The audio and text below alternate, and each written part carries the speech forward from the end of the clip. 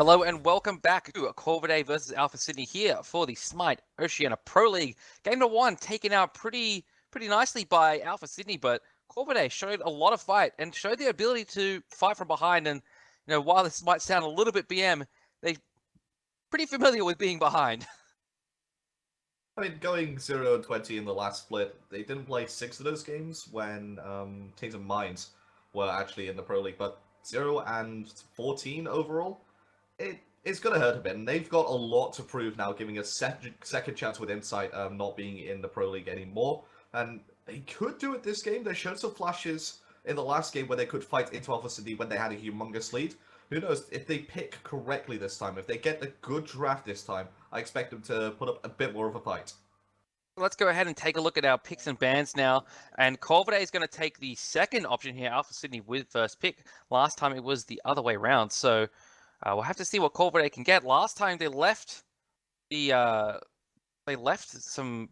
Susano open, actually, and Susano being banned away here by Alpha Sydney. That's right, they picked the Nemesis first, left the Susano open, which, really did a lot of work there for Slicey. We could see Susano at 80% ban rate, and, Slicey showed why it's been banned so much. Terra now, and by Corvidae. And the Nemesis pickup over the Susano was what really was suspect. If they banned Susano away, the Nemesis would have been a fantastic pick. And the Nemesis actually could get banned here by Alpha City because they recognize that Corvidae will pick this up and they will like to play around it. Because most of the fights they did take was started off with this Nemesis Divine Judgment and then a Slice and Dice slowing them down even further. And that's where most of their picks came from as well. We're actually going to be banned away by Corvidae, leaving Fafnir, Aokwong open. I'd say those are the top 2 picks here. Ratatoska's open as well, and Rats, we've seen him a lot in the S, but not so much in the OPL. He's picked up here by Alpha City first pick. Now, it's won every game it's been played in thus far, but it's still first pick worthy? It's questionable, especially with things like Fafnir left open. Erlang Shen is open here as well. Raven's open as well. Fafnir and Aokwong are going to be picked up by Corvidae as well. 2 very strong picks. Fafnir can win dual lane by himself with the amount of pressure he can output. Aokwong can win the entire game by himself with just his kill potential. Neith, she can win a lane. That's pretty much it. She can influence fights with her Woolweaver ultimate as well, but it's not something you will want to first pick. You can pick it second or third, for sure, but secure yourself a high-tier jungler or support. Bacchus and Ravana going to be picked up by Alpha Sydney, with Yanis being picked up by Corvidae, looking for rotational ability from this mid lane and through this Aokwong. Exactly right. It's the synergy of these 2 picks. The extra mobility provided by Janus for an already very mobile Aokwong should allow Trilogy on the side of Corvidae to get some nice picks. The Freya, banned out by Corvidae, they don't want to see Alpha City play that one, so that speaks to me that they're expecting this Neith to go towards the mid lane. They could potentially go towards the mid lane, and both Neith, Sol, Kronos can play those 2 positions at the same time. In fact, even Ulla and Anher, 2 ability-based hunters, can both play mid and ADC as well. Ratatask are going to be the man away by Corvidae. Raven can potentially play in the jungle, but most likely we'll be seeing in the solo lane. Ram going to be the ban away by Alpha Sydney. They don't have an ADC on the side of Corvidae, so standard bans coming out here. All right, option now with Corvidae. I expect them to probably pick the ADC here and then get their solo laner last for Cryo, get him a counter pick, and that's what we see. Jingwei picked up for Pure Might. I like the Jingwei. She provides a lot of damage, provides some decent wave clear as well, and one thing that's, I think, is really underrated about her with the Jingwei is the persistent gust. The whirlwind that knocks up. I think that's actually a very good zoning tool as well as a great disruption tool as well. You get knocked up by that, you're knocked up for a decent amount of time. And what I think the thing for me that's most underused by Jingwei is the use of the passive in the early game, and it could separate great Jingwei players from the best Jingwei players. Neith has the ability to clear lane and just poke you out early. Jingwei, she won't care about that poke. She'll go back to base and fly back into lane within the next 6 seconds. And there's not too much you can do to keep a Jingwei out of lanes for a long period of time. Sol and Mercury picked up by Alpha City with a Sun Wukong again given to Corvidae. The Sun Wukong, I don't really have a problem with. It just, enables Cryo to get something that he can clear wave with, especially against a Raven who just dominates that solo lane. It's something that can sit under tower, clear wave from a distance with the Magic Cudgel. That's A-okay for Cryo. The Mercury pick, though, I'm questioning a lot. Najar's still on the board. Thor's still on the board. There's a host of other junglers you pretty much think to get other than Mercury, who's really just pretty much dropped out of the meta since the elimination of Golden Bow. And for me, a pick that should really be picked up here would have been Thor. I mean, it's got a nice stun, it's got a nice setup ability, there's a lot of damage in the early and mid game, even transition into a late game damage dealer if you build pretty much full penetration. I can deal with this Jingwei, I can deal with the mobility of Yanis, and quickly zone off teams when the Factor tries to make an engagement. So, this Mercury, I'm going to have to see a lot about this pick from Slicey to make sure that it's going to be a worthwhile pick. Look at Tori here, he's hanging around the mid lane, waiting.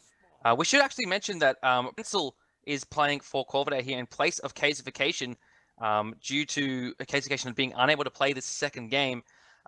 And Prensel actually just showed his face there to Tori's guys and let him know, I know you're coming over here. Don't you dare try and invade. And you see the Barkus, he's got a Wrath online already. So I would have been very sneaky invading him. I should pull that one off. I'm just wondering how Corvidae managed to spot that one out. Like, did Prensel just have a thought that, maybe Tori's going in here? Potentially, Jingwei passive could have been the issue. Maybe the fact that they saw him place a ward over the wall as well. It could have been the Jingwei passive if the Jingwei can see that far. Tori's guys jumping in very aggressively onto Prensel here, who just jumps back away. No stun online as of yet for that Belch coming out of the Barkus. Swifty and Desecrator fighting over right hand the fire creeps here very early on, and actually a double rotation coming through from Alpha City from KO and Slicey. Slicey, look how low he is already. And that's just some of the poke you can get out with Ao Kuang and Sun Wukong. They like to poke early before then going into the late game to try and get some kills. Mid game is where you like to see Sun Wukong go for kills. Late game, Ao Kuang, well, there's no real need to talk about it because everybody knows the power of Ao Kuang. Alright, he's pretty much the definition of late game carry. I think he's the definition of unbalanced. I mean, everyone's got their opinions. I don't know. Ao Kuang's pretty strong in the late game, but I mean, he's not win-lose every game, especially in the competitive scene. And people have learnt to play around him, and Corvidae struggles. Corvidae does decently in the early game, but the mid game is where they struggle. That is where Ao Kuang is relatively vulnerable. And that's what I'd like to see something like an Awilix or a Thor, something in the early game to really punish an Ao Kuang, potentially. But they've instead gone to try and fight fire with fire in the late game, with Swifty picking up this Mercury. Actually forces Purification onto Trilogy earlier on. Tries to go for the dash again. They know that Purification is down. They know that they can get a kill onto this Ao Kuang. They're actually going to go and invade the back camps here. Desecrator and Trilogy could look to contest here. They've got a decent bit of distance poke with the Unstable Vortex. Desecrator actually going around here trying to steal them away, but it's a bit too late. Trilogy going for the right-hand side back camps. Going to just get himself some farm here. Desecrator hugging the wall to be able to pick up some of that experience as well. So overall, not a complete loss for Corvidae. This is very early grouping here by Tori's guys for the mid lane, jungle and support combination. And it's really just allowing Run to get some solo farm, but it's also allowing Corvidae to get pressure onto this duo side, which could spell a lot of trouble, because that Fafnir is something you do not want to be facing once he hits level 5. Pure Might is actually pushing Run under tower here. Prensel rotating back in. Tori Skies is in the mid lane helping Swifty out in the mid lane, but it's good to see Pure Might and Prensel get some farm in this lane, because Run has already hit level 5. The more experience, the better for Corvidae. Actually slicing down the end of the lane, charging up that ultimate, the Sonic Boom, looking for something here, but not gonna choose to pull the trigger. Barbecue is right inside where the World Weaver ultimate's primed and ready to look at Cryopraetors. KO puts a nice lot of poke onto him, forcing him under the tower, but the speed buff invade's gonna come out. Tori's guys has that wrap. This is free. Oh, ultimate there from Desecrator. Speed buff actually secured by Corvidae. Tori Skies jumping over the wall, and he's gonna be able to get out for now. Trilogy, he's looking to chase down. He's going to put the slower onto Swifty. Desecrated, teleporting in through the wall. They're not being able to chase down any further, though, and they're going to have to say, we've lost the speed buff, let's just secure the rest of our buffs and look to try and secure the speed buff on the next rotation. Well, I mean, they didn't lose their speed buff. They lost out on the invade of the speed buff. So, I mean, as they didn't give up a pick for it, so that's fine. It's just an unsuccessful steal. Tori's guys, that was a bit of a late wrath from him then, because, well, wasn't really necessarily a late wrath, but the fact that Desecrator's ultimate took him by surprise. And it was a good use there of this space and time. It denies mobility, though, and just means that the gank potential coming out from the mid lane and Ao Kuang's going to be less effective in the next 70 seconds. Well, it's already been such a long time since the ultimate. It's only got another 40 seconds left for its cooldown, so not too big of a detriment for Corvidae there. That's actually a very smart call. The 90-second cooldown on through space and time is a price to pay, but this early in the game, you really need to get Alquang relevant. Taurus Guy's jumping in there, Intoxicate onto Desecrator, can't get through the portal, but just barely manages to get through. Prenzel in the dragon form here, looking to get some damage down onto Taurus Guys, manages to hit him there with that cursed strength. Up in the air, Trilogy executes Taurus Guys, Sonic Boom comes out from Slicey, looking for Prenzel, looking for this dragon here, but not going to be able to find him. And excellent work there from Corvidae, managed to secure themselves first blood. Might get another one here, Pure Might looking for Slicey. And that's a fantastic play by Corvidae. They get themselves some nice first blood. They force out quite a lot of ultimates as well, so they don't have to worry about potential revenge coming out in the next few seconds. Maybe even the next minute and a half. Alrighty, take a look at the graphs. Experience difference from that first blood and the farm that Corvidae has been able to generate is actually translated a nice 1100 experience difference and 850 gold. Not much, but Trilogy is staying even with Slicey. In fact, he's ahead in gold. Fury. Speaking of gold Fury being started up here by Alpha City. Taurus Guys trading it over to Rana. Making his rotation is Swifty. They have the Wrath online. This could be free if they decide to try and take this, and they're going to burst it down. And Alpha City, under the notice of Corvidae, take away the Gold Fury. That's good. That puts the gold back in their favor and takes a lot of the experience away from Corvidae. So that's a smart play. That's a very good play call there from Alpha Sydney.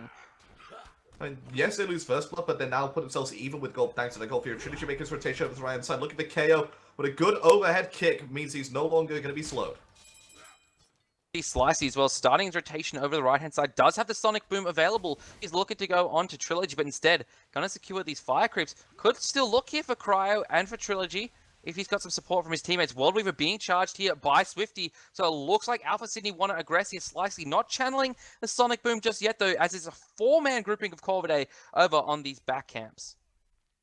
And Slicey, I like his decision in his build as well. He's going to go into the Shuriken, which should be going into a Wind Demon. I usually see that 4th, 5th, maybe 6th item in usual crit builds, but with Mercury, you get that second, because 20% crit chance, 40 physical power, as well as the ability to attack and move 20% passive with every crit. That's something you want, because it increases your power thanks to your passive. And with the removal of Golden Bow, which before was pretty much a staple item on Mercury, this is pretty much the closest that he can get to getting back to that Golden Bow kind of state. I'm still uncertain of this Mercury pick, though. Without Golden Bow, it's going to take him longer to get online and to be relevant. For me, it's just, what can he do up against his Alcon? Because both are late game, and I know which one I have on my team every single time.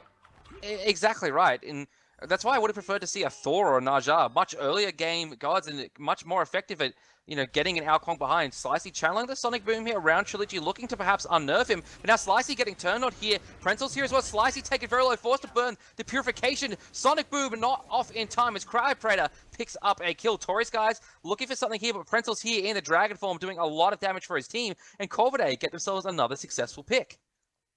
Letting Alcon and Fafnir on the same team. Good luck fighting into that. It wasn't necessarily the Alcon or the Fafnir that really did the damage in that fight. It was Cryobracer's rotation and the catching out. They overcommitted to Desecrator as well, which is why you saw Slicey go in too deep, why his dash wasn't available for him to escape, forced his Purification and could not get that ultimate off on time. Something really strange to me here is if you look at the player damage, you see Swifty's well on the bottom of that chart with 623. I haven't seen a World Weaver ultimate come out yet, and he really hasn't got any effective poke out onto either Desecrator or Trilogy. Well, that's just because Desecrator and Trilogy have been playing back. They recognize the Neath will clear way faster than the Yanis, will clear the way safer, and will have that rotational ability with that World Weaver ultimate. So just going, okay, we're not going to fight unless we know you're not going to be able to charge up the ultimate, or you're not going to be there. And it just means that Swifty's not really been a factor in this game so far. Desecrator forced to lose a lot of the creeps under the tower here. Right-hand side, though, KO forced to use that Mystic Rush to get himself back on the tower for a rotation from Trilogy. I actually really like this strategy from Trilogy. I haven't seen him over on the left-hand side of the map too much. He's mainly been focusing this solo lane, trying to get Cryo ahead. But Taurus Guys picks up a kill onto Desecrator in the mid lane there in concert with Swifty and Slicey. Yeah, we're complaining about the World Weaver not coming out at all this game. It came out just there and it's putting himself with kill. So that's left-hand side, actually. Rana Barana going to be falling down. The rotation from Prenzel was good, and Pure Might gets the kill over his enemy ADC and puts himself at even gold. Yeah, trades across the board here, really, for Corvidae. Look for a gank on right lane, doesn't work out. The gank in the middle lane from Alpha Sydney, they get a kill, and then Corvidae get one in return on the left-hand side. So, they're going to be fine with that. And in fact, getting a kill onto Pure Might over Rana, it's very important as well, because Rana has the ability to carry his team. We've seen him do that before. Oh, Trilogy's over on this right-hand side, and Slicey has to go in to protect his solo layer because he knows he's low and going to die to Alquang, but Slicey's going to be the one picked off instead. And there you see why Alquang is so feared. I don't like that decision at all. You mentioned that he went in there, took this solo laner. Let your solo laner die in that kind of situation, especially a Raven who was still even with Cryopraetor. It doesn't really matter if he dies that much, but if you're a Mercury struggling to get to that late game, especially against an Alquang, you don't want to give him any kills, and B, you especially don't want to give him any kills against you, and now he's stealing your speed buff as well. And that's a great decision from Corvidae. They're grouping up as a four, going through the jungle, taking away what they can from this late game hyper carrying Mercury. Tony Skies and KO over here trying to do what they can to put some revenge on the board. Desecrator's going to fall down for that one, and this could be just the only kill in this fight. Oh, Swifty's rotating through as well, looking for Prenzel here. Prenzel is a Fafnir, so he should be A-okay. In fact, he will be. Oh, Pure Might actually now is a 2-level lead over Rana Barana. Rana Barana is still able to clear the wave a bit more effectively and quicker than Pure Might. And I want to see Pure fight this. I want to see Pure fight into Rana Barana, just to try and get these new mob stacks lessened. And in fact, Jingwei is actually a really good one-on-one fight with the Fatalis effect that you get from the agility, or using the agility combined with the persistent gust. You get an attack speed increase from the persistent gust. Her entire kit is basically buffs for her auto attacks.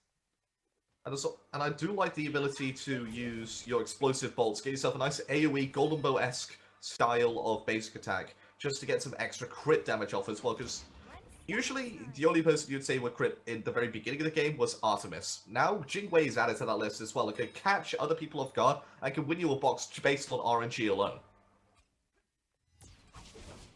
Alrighty, 11.5 minutes in the game, approaching that mark. 4-2 reads the kills. Bit of a slower game than last time. In fact, one that Corvidae seems to be going pretty evenly in. Experiencing gold, though, both in favor of Alpha Sydney, and that's pretty much purely off the basis of that last Gold Fury.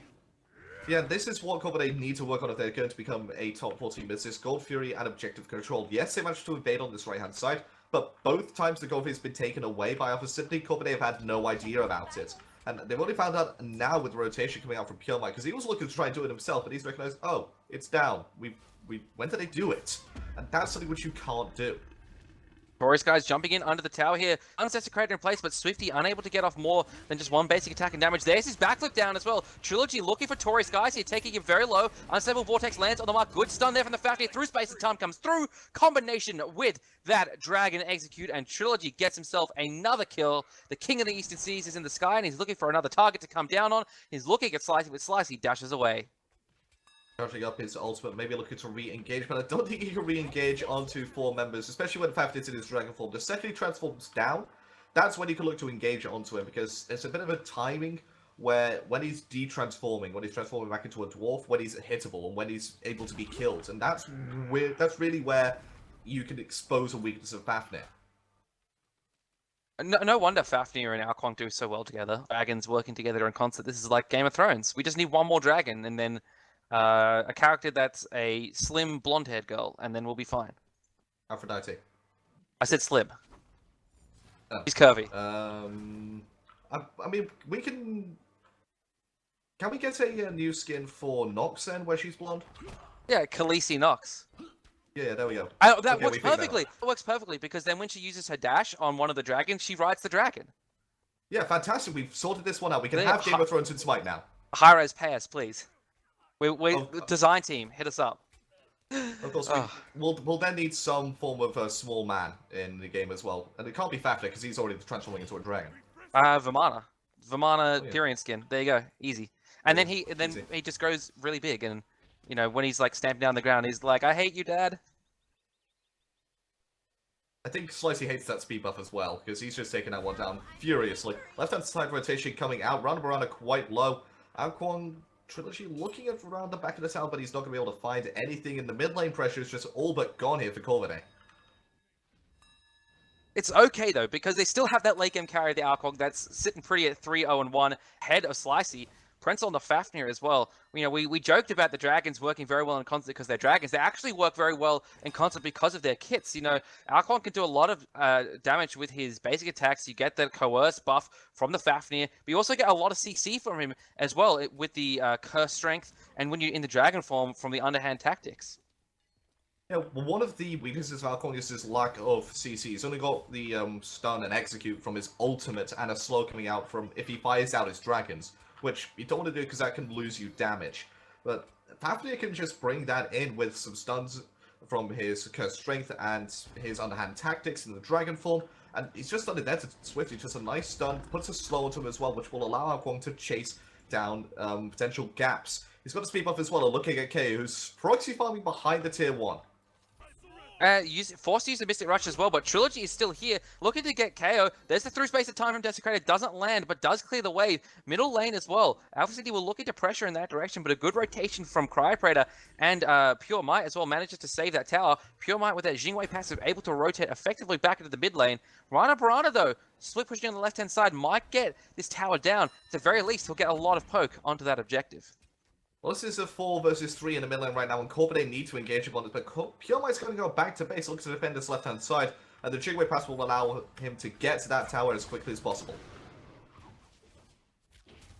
No engagement here at the left-hand side mid-camp, so I thought we might see Prenzel look to try and steal those ones away. The amount of poke that Rana Brana managed to get on the left-hand side is impressive, though. You mentioned that Jingwei passive from Pure Might, the only thing that managed to save that tower.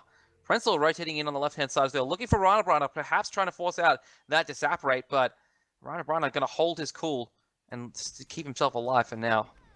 I mean, the amount of damage on that tower is just the power of the soul, and it's nowhere near as strong as it was when she was released. I mean, that was ridiculous. Oh, Slicey missing the ultimate, though. Missed the Sonic Boom. Rana Brana was in the Disapparate form, so ultimately no damage coming out there from Alpha Sydney, but it forces away Prenzel and Pure Might, which is probably the more important thing, because they were looking to get themselves a pick on Rana.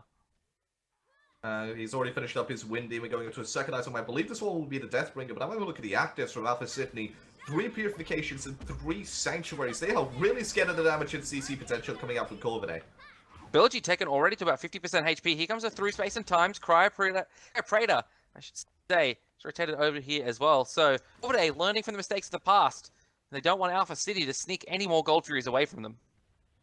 They need to make sure that they keep up ward coverage, because right now it does belong to Alpha Sydney, and I have a look at their inventories. No wards coming out from Corvidae, just the 1 ward from Alpha Sydney. Tori's guys just placed that one down, and there's just a depth, a lack of vision right now. Tori's guys jumps in but doesn't hit anyone. They're slowed Cryopraetor, so he takes a lot of damage there from the tower. Cryo's actually had a very nice series, you know, going up against, as we mentioned, a very experienced solo laner in KO, held his own in both the lanes. You know, it's partly due to Sun Wukong, but, you know, partly he's just, you know, kind of held, you know, kept his head on his shoulders. Well, Prenzel has spotted out this Goldfield. He's going to leap in, but the Wrath from Tori's guys is going to be good enough to secure this. Alpha City destroyed the Goldfield. Now they need to try and get out, but Tori's guys under a lot of pressure, going to belly flop away, but Pure Might is already there, and the leap from Prenzel's going to secure that one. Pure Might with the kill. Cryopraetor chasing down Slicey and Swifty, keeps it very low. Desecrator portals through. This is Swifty, however, going straight for Slicey. Manages to pick up the kill. Cryopraetor now going for Swifty. Picks him up there with the Master's Will. So, Alpha Sydney gets the Gold Fury. Corvidae get the kills. And that shows, like you said, they're learning from the mistakes of the past. The Gold Fury was not free this time, but they do manage to take this one down. Prenzel transforming Undertower back into a Dwarf. He's going to be able to take that one down, thanks to Pure Might. Trilogy doing the damage. KO making his rotation. Trilogy still has his ultimate, so this is not a safe place for KO to be. Prenzel misses the stun there with the Curse Strength. Cryopraetor clearing the wave out. Pure Might doing a lot of damage to the tower. Desecrator cleans out the tier 1 tower in the mid lane. Rana Brana and Tori's guys are back up, so they should be able to defend at least one of these towers here. KO taken very low here, under 50% HP, under 25% HP now. But wisely, Corvidae choose not to press for the kill there. They know Rana Brana and Tori's guys are coming back. They just take him away from the tower and then take the tower away from Alpha Sydney.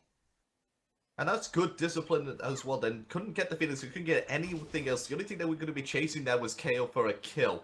And that kill would not have been worth it, especially if one of them fell down. It would have been a trade worthy for Alpha Sydney, because the respawn timers would have favored KO over Trilogy at that point. Left-hand side, tier 1 quite low, and I believe that's why Rana Brown is just going to run up and just blow on it and just, you know, get a kill for it. I mean, well, Pure Might's used his passive to get over to the right-hand side, so there's no one available from Corvidae to defend it. Desecrator could choose to rotate over in that direction, but there's two members staring him in the face in the mid lane. He's not going to be able to get it. And in fact, Rana's not even going to push the tower. He's just going to let the minions take it down for him. The wave's not going to get there in time, but it's going to be a free tower for the minions. So go, minions, go. You may win the game after all. Slicey, charging his ultimate, and going to use the Sonic Boom to escape the clutches of Trilogy. I mean, I love watching Mercury this game. His Sonic Boom is so cool to watch, but fortunately it's not very effective. No more escape for Slicey. Cryoperator picks up the kill. Don't even need to use that King of the Eastern Seas. Execute good duck up there from Pure Might. KO, nowhere to run. Forced to use the Mystic Rush. Through space of time from Desecrator. Good route from KO though. It's Trilogy from getting the kill onto him. Taurus Skies now manages to jump away from the stun from Cryoperator. Swifty doing a lot of damage to Cryoperator here as well. Cryo walks away. Cryo quietly in the last 5 minutes picked himself a nice number of kills. He's 4-0-2 and been a big influence in this game. He's also teleported over to this left-hand side to defend it against the split push coming up from Rana Barana. Rana Barana, he needs to rotate to these fights. He needs to be there for the rest of his team because they're fighting 4 versus 5 right now, Alpha City, and they're just not winning for it. Well, look at the graphs. They're all in favor of Corvidae, actually. 3,600 experience, 1,700 gold. So Corvidae doing very nicely. This Ao Kuang especially is starting to get very scary. Well, that was going to happen either way. I mean, the only thing you can really do against an Ao Kuang is just dictate when he gets scary. Whether it's going to be earlier or later than you'd expect. The second he gets this Soul Reaver up online, that's when he's really just, there like, whoa, we can't deal with this. We might as well give up now. What we've seen so far in these fights is the Ao Kuang comes in, does a lot of damage and forces a member out. What's going to start happening now is the Ao Kuang comes in, gets someone very low, and then kills them. Yeah, pretty much. Left-hand mid lane though, I don't know if it's going to be a kill onto Trilogy, but he's going to try and go aggressive 2 versus 3 in the mid lane on the right-hand side. KO gets himself out from a 3 versus 1. So good place for Alpha City to make sure that they don't fall down here in a split fight. What I liked is Rana Barana went and cleared a wave in the left lane and managed to get back over into this mid lane before the fight broke out. Desecrator, back in base, does have the through space of time if he needs it. We can see Slicey channeling the ultimate, so that is actually going to be cluttering up a lot of the comms of Corvidae. Slicey takes 2 tower shots there for a little bit of poke. KO jumps in with a Mystic Rush as well, through space of time off the mark from Desecrator, but he's here in this fight. Prenzel in the Draconic form, now looking to get some damage down onto Alpha. Sydney jumps in, stuns out 1, stuns out 2. Now Trilogy doing so much damage. Belly flop from Taurus Skies. There's the Supernova from Rana Barana as well. Trilogy, very low Sonic Boom from Slicey. Does a lot of damage to Prenzel, but Desecrator comes through with an unstable vortex that keeps his support alive until Swifty lands that World Weaver ultimate. Cryoperator up into the Somersault Cloud. We're healing a lot of damage. Slams back down into 4 members. His clone nearly killed Slicey there. Portal from Desecrator does a lot of damage to Alpha Sydney, and 1 pick there for Alpha Sydney, and they're forced to disengage. Well, they got a pick, but they couldn't get any more because of the plays coming out from Cryoperator. He went in 4 versus 1 and gets out alive. Rana Barana actually might fall down here so low, but then the Saprate gets him out just in time. Pure Might still chasing this one down though. Gonna use the nice airstrike, but Rana Barana with a good Sanctuary. I thought he was dead there for sure. I was really excited because that would have been the first kill I've ever seen Jingwei's ultimate get. I mean, I think that's a myth. I think that's a legend that Jingwei can get kills with the ultimate. I'm pretty sure one day, it's like a sign of the apocalypse or something. Like if a Jingwei gets a kill with her ultimate, something happens. I think actually if you get a kill with Jingwei's ultimate, you unlock one of the tier 5 skins. I'm pretty sure that's what happens. Yeah, and I think the other harbinger of the apocalypse is the day Ao Kuang gets nerfed. I mean, it doesn't seem to happen. I mean, yeah, he certainly needs it. I'm trying to come up with a clever retort about why he doesn't need to be nerfed, and I just can't think of one. No, I mean, every single time though he's been nerfed, he just somehow claws his way back into the scene and then just becomes the top pick again. It's happened every single time without fail. In mid lane, gonna be creeping up again as Alpha Sydney. Try number 2 at this tower. Can they take it this time? Slicey looking to get a Sonic Boom ultimate off here. Trying to catch out Pure Might, it looks like. Get the Jingwei down. That's going to be very good for Alpha City. Cryoperator does a lot of damage to Swifty. Prenzel jumping in. Doesn't get the stun onto Swifty, but Cryoperator's done a lot of work. He got him down to under 50% HP. Cryo as well going back in here. Slicey takes so much poke, actually. Pure Might gets the kill onto Swifty, and now Corvidae looking to get this one. Trilogy executes the Barkets, but Pure Might credited with the kill instead. Radabrana falls down to Desecrator here, and it is all turning on its head for Alpha Sydney. Trilogy gets himself a kill onto Slicey. It's only KO left alive, and the mid lane tier 2 falls down. Out of just the plays coming out from Torres Sky, out of the plays coming out from Prenzel and Cryoperator, they get 4 picks, get a tier 2 in the mid. It looks like they're going to get the Phoenix as well. I mean, it wasn't the Alquag that was the problem in that fight, it was the Sun Wukong. We need to have a look at the other Chinese male in this game, and then actually look at the end here. I mean, if they can with the damage coming out from Fafnir's Coerce. Look at the Titan, already 50% HP, Trilogy taken very low. KO gets the kill, but he falls down to Desecrator at the end. No one left alive for Alpha Sydney. There is the airstrike from Pure Might, and there is the Titan for Corvidae, and they've won a game. That's something I haven't said before. They won games against Alpha City in relegations. They won games... well, they looked like they were going to win games at last split as well, but they just couldn't close them out. This time they closed it out comprehensively, and it was just a bad decision from Alpha City to look for that tier 2, tier 1 in the mid lane yet again so quickly. They just didn't focus on the right targets, and just getting picked off so early and so quickly was Swifty in that fight.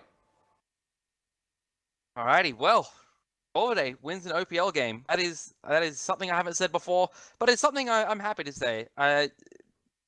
So a split between these two teams. We'll be joined now by the solo laner for Corvidae, Cryoperator, and a rookie to the OPL, the rookie of this Corvidae roster. So Cryo, how are you feeling after winning your first OPL game? Oh, it feels pretty good. Great start compared to 0-20. Yep, definitely. It must have been odd, I suppose, for the rest of the members of your team going up against their old teammate KO. Did you feel like there was a little bit more expectations for you to play against this team's old solo laner to show that they kind of made the correct decision? Yeah, well, like, my main goal that game was just not ever get soloed by KO.